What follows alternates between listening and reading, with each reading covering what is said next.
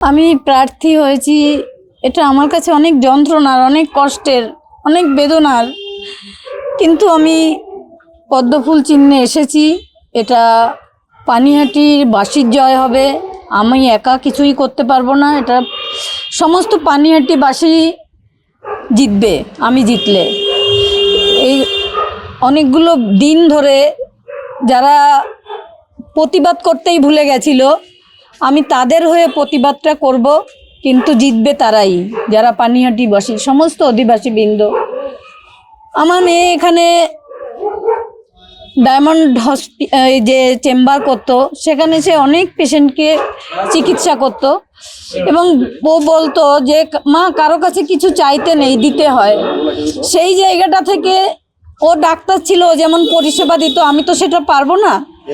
তাই আমি চাইবো যে পানিহাটির যে দুরবস্থা, যে জঙ্গল, চারিদিকে রাস্তা দিয়ে হাঁটার উপযোগী নয়, যে ড্রেনেজ ব্যবস্থা, জল জমা, এসবগুলো প্রথমেই টপ থেকে আগে হচ্ছে নারী সুরক্ষা, নারী সম্মান, শিক্ষা, যেটা দুর্নীতিতে লোপ হয়ে গেছে। মানুষ সেটা বলতেও ভুলে যায়। মানুষের কতটুকু পাওয়া উচিত, কতটুকু পাওয়া উচিত না, এটাই মানুষ জানে না।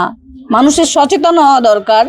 সেই মানুষকে সচেতন হবে এবং পানিহাটির মানুষই জিতবে।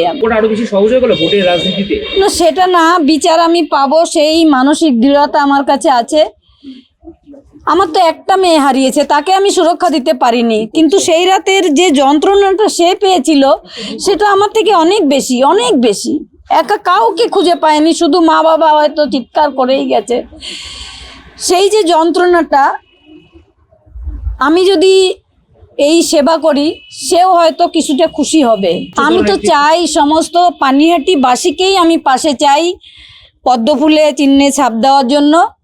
এবং সারা পশ্চিমবঙ্গে যেন এবার পদ্মফুল ফুটুক, এই আশাটাই করব আমি। তৃণমূলের পুরো মূলটাকে উপড়ে ফেলায় আমার লক্ষ্য। এই প্রসঙ্গ আমি বলবো না। 14 তারিখ যখন রাত দখল হয়েছিল, তখন কোনো জাতি, ধর্ম, বর্ণ, কোনো কিছুই ভেদাভেদ ছিল না। এবং আমার মেয়ে যখন পেশেন্ট দেখতো হসপিটালে বা তার চেম্বারে, তখন সে কিন্তু কোনো রং দেখে চিকিৎসা করতো না, সে সবার চিকিৎসা করত। তাই আমি ওই সম্বন্ধে কিছু বলবো না। কবে থেকে নামছেন? কালকে থেকেই।